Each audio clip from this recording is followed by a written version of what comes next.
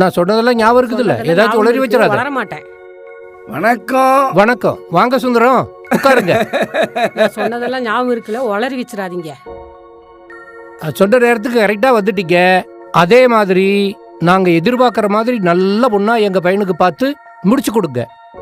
சந்தோஷமா போயிரும். புடிச்சு குடுக்கறதும் முடிச்சு குடுக்கறதும் தானே என்னோட வேலை. உங்க பையனோட போட்டோவையும் ஜாதகத்தையும் என்கிட்ட கொடுங்க. புடிச்சிருவோம், முடிச்சிருவோம். என் பையன் போட்டா, பையன் பேரு ஹரி, ஐடி கம்பெனில வேலை பார்க்கறான். மாசம் 1 லட்சம் சம்பளம். எங்க வசதிக்கும் பையனோட அளவுக்கும் தகுந்த மாதிரி பொண்ணு வேணும்.